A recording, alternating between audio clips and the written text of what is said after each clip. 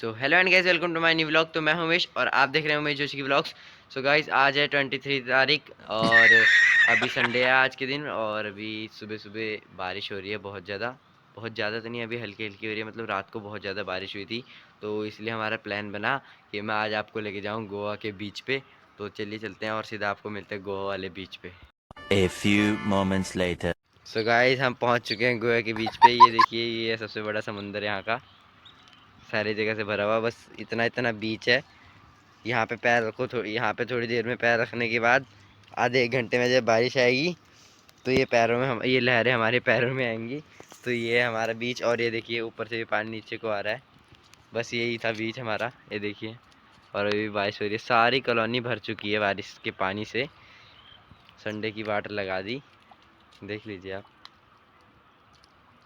कुत्तों को भी अब बोट की ज़रूरत पड़ेगी लग रहा है मुझे। हमें खुद पड़ेगी बोट की ज़रूरत यहाँ से वहाँ जाने में। देखिए, कम से कम ये घुटनों से थोड़ा ही नीचे जाएगा पानी, इतना इतना ऊंचा पानी है। इसे सारा कुछ सपाट हो गया। X axis equal to y axis हो गया हमारा यहाँ पे। तो अंदर चलता हूँ, बारिश हो रही है, कैमरा भीग जाएगा। आपने अभी हम आपको लेके गए थे गोवा वाले बीच पे, जो कि हमने देसी देसी बीच है वो। यहाँ पे ऐसे बीच होते हैं। आपने देख लिया कितना मस्त बीच था। तो आज हमें ट्यूशन भी जाना था और 11 बजे। तो अभी बारिश के कारण शायद यहाँ से तो बाहर निकलने का तो हो नहीं रहा। बाहर कैसे निकलेंगे, तो शायद ना भी जाएं। तो देखते हैं क्या प्लान बनता है।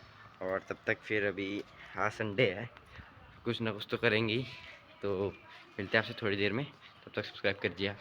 6.5 hours later.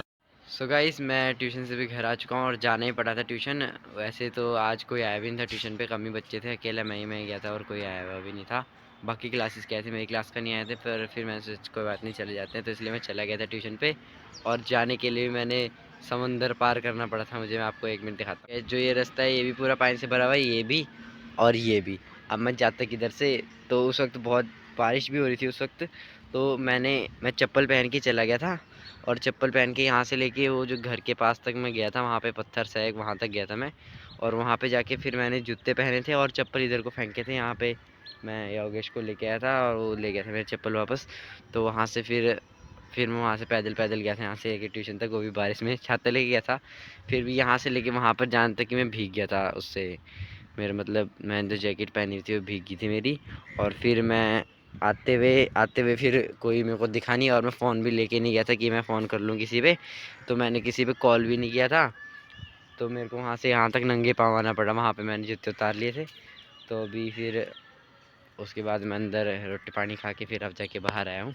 तो अभी मौसम मतलब बारिश तो ख़त्म है, थोड़ी थोड़ी सी बूंदें पड़ रही हैं, पर बादल अभी भी उतने ही है गाइस। ये देखिए, लिम्बस, सर ने बताया था मेरे को इनका नाम लिम्बस होता है। तो ये सारे अभी बारिश की हैं। और मौसम एकदम मतलब मस्त है, हवा एकदम बढ़िया चल रही है अभी। मतलब साफ़ हवा होगी, पूरा वातावरण साफ़ हो गया एक तरह से।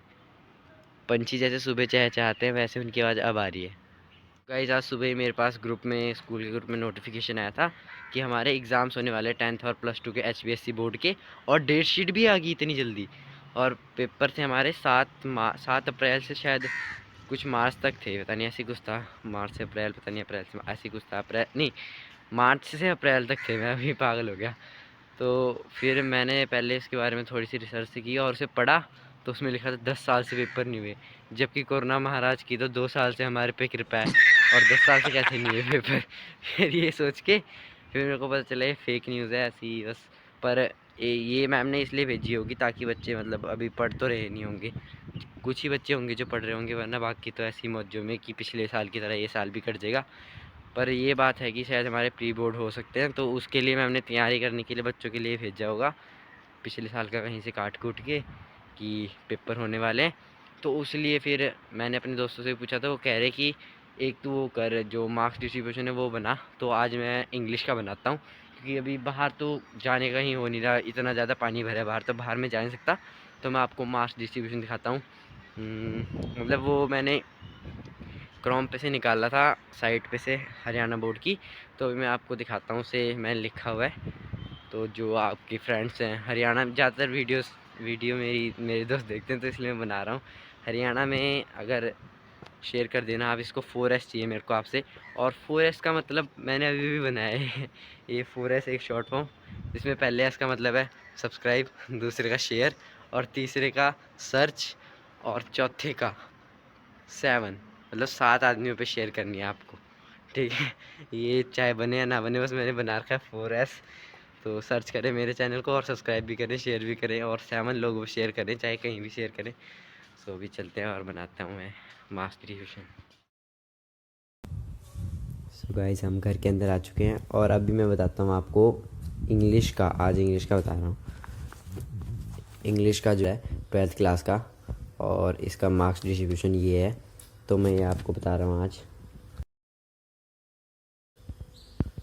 सो गाइस, सबसे पहले तो हम पे 3 इसमें पैसे जाएंगे, इनमें अनसीन, और वो है उसमें MCQs होंगे। 10 MCQs होंगे, मतलब 5, एक में 5 होंगे और एक एक मार्क के होंगे, इसलिए टोटल हो गया 10 मार्क्स एक ही। उसके बाद गाइज इसमें ग्रामर में हम पे आएंगे आर्टिकल, टेंसेस, मॉडल्स, वॉइस और नरेशन। ये हम पे एक एक मार्क्स के 10 आएंगे। यानी ये कितने हैं, 1 2 3 4, 3 और 2 5, 5 है गाइज ये। मतलब 2 नंबर के इसमें से आर्टिकल आएंगे, 2 नंबर के टेंसेस आएंगे, 2 नंबर के मॉडल्स आएंगे, 2 नंबर के वॉइस आएंगे और 2 नंबर के नरेशन आएंगे। मतलब हमें सब कुछ एक इक्वली पढ़ना पड़ेगा, किसी में चॉइस नहीं आएगी, और 10 नंबर का ये आएगा। उसके बाद हम पे एक पैसेज आएगा और एक स्टैंजा आएगा, किस में से, ये हमारे फ्लैमिंगो बुक में से आएगा। सो गाइज, हमें एक तो जो हमारे जो लेसन्स होते हैं उसमें से आएगा 5 नंबर का, और वो भी MCQs होंगे क्वेश्चन उसके अंदर भी। और एक हम पे आएगा पोइट्री में से, वो स्टैंजा जो है, और वो भी 5 नंबर का होगा, उसमें से भी MCQs आएंगे। उसके बाद हम पे फ्लैमिंगो बुक से आएंगे एक एक नंबर के 5 क्वेश्चन MCQs, ये भी MCQs होंगे हमें। ये 5 नंबर का बड़ा क्वेश्चन, लॉन्ग क्वेश्चन नहीं है, ये MCQs है हमारे, छोटे छोटे क्वेश्चन जो होते हैं MCQs। और एक 5 नंबर के 5 क्वेश्चन आएंगे विस्तास बुक में से। उसके बाद हमारा जो MCQ पार्ट होता है 2 होंगे, एक सब्जेक्टिव और एक ऑब्जेक्टिव। पहले हमें सब्जेक्टिव, शायद सब्जेक्टिव देंगे या ऑब्जेक्टिव, ये मुझे भी पूरी तरह से क्लियर नहीं है, पर जो भी हैं 40 नंबर के MCQs होंगे और 40 नंबर के होंगे हमारे सब्जेक्टिव क्वेश्चन।